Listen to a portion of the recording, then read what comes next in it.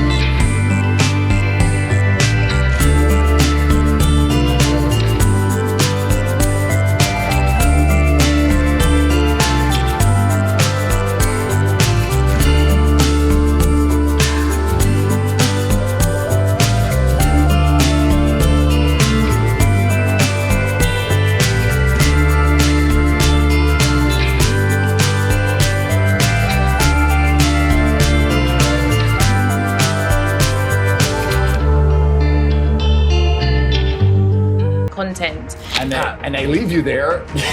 they leave you there to suffer. They attempt to on one hand, you harm can understand the social component. All right, these guys are probably all working in unison.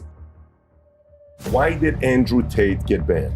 Everybody already knows I was banned because I talked against the Matrix. They Just know the that's system in general. The system in general, yeah. I mean, someone compared me to Socrates, which is a compliment, but he was vilified. He ended up poisoning himself in Athens. The charge against him was corrupting the youth. If you read about his poisoning and his arrest, they said he was corrupting the youth, but he wasn't corrupting them. He was inspiring them to challenge authority. He was inspiring them to think for themselves. When they were told something, instead of blindly complying, he said, look, analyze who these people are who are telling you to do X. If you have a point of view that you are very strong in your adherence to, if you truly believe something, you need to sit and analyze whether it's your own personal experience that makes you believe something, or if someone else or something else has convinced you of this.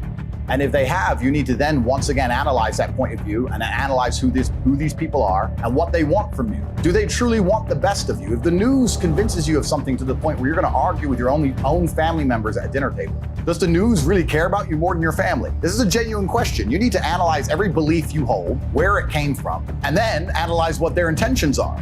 And when you encourage people to think for themselves, especially the youth, that's what Socrates got accused of. He's corrupting the youth. When you have the masculine youth of the world thinking for themselves, that's pretty scary to authority. Because it's the masculine youth of the world that is, one, the revolutionaries, and two, also, that's the backbone of the slave force. If you need people to go die in a ditch in Afghanistan, you need them. If you need people to work bullshit jobs in a coal mine, with no health care, you need them. If you need people to blindly comply to bullshit, you need them more than anybody. More than you need the feminists and the liberals. You need the real men to go out there and comply with the bullshit, to live a shitty existence, to purport and prop up a system. The warrior class. The warrior class, right? And if enough of these men stand in one place and say this is enough, that's when a revolution happens. So this is the most dangerous group of the demographic that the Matrix and the people are trying to control, and they have to have a narrative over, and that's why they're trying to weaken them in every regard. And when I'm sitting there saying, don't listen to the bullshit, become physically strong, think for yourself, prioritize your brotherhood above what the Matrix is telling you, do not blindly comply, resist the slave mind, all these things I'm saying, they just sat there one day and said, wait, the most popular person on the planet is saying, don't listen to our bullshit.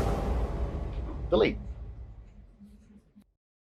When you have a monopoly, and this is the beautiful thing about the world, because the world's so sick. When you have a monopoly over anything, you believe that your monopoly will last forever. Everyone always has. The Roman Empire did, the Third Reich, social media companies. When you have a monopoly, we're smarter than all the other control mechanisms and monopolies. We're never going anywhere. We're too smart.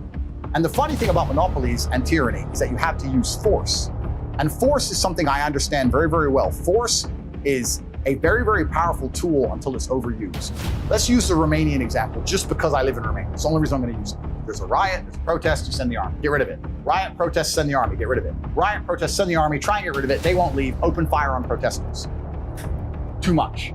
People have had enough. Then you end up ousted.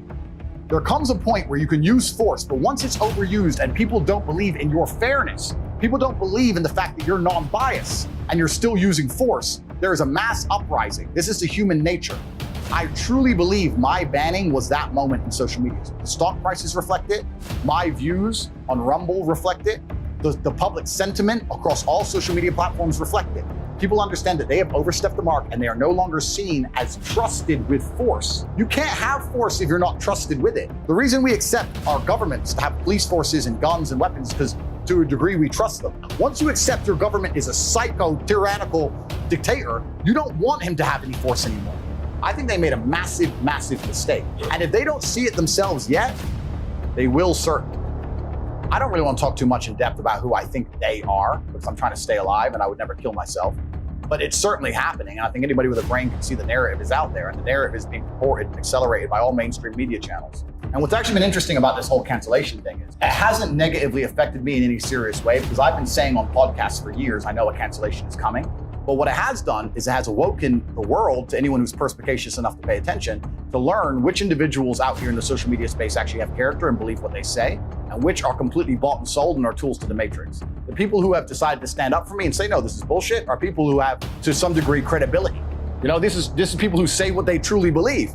But the people who were totally a fan and then post-cancellation shit themselves in 180 and to get a new piece of paper to talk from, that should tell the public out there exactly who's controlled and whether these people have a genuine narrative that they're trying to report on the world. But I'm glad it happened just for that alone. I've read enough history books to know that the people who do the censoring are never the good guys. And they've been censoring a lot of arguments for a very long time in the name of good. They are weaponizing virtue, and it's always in the name of tyranny. Anybody who is out here trying to silence an entire side of an argument on any subject, they are the evil people who are out for absolute mind control of the populace.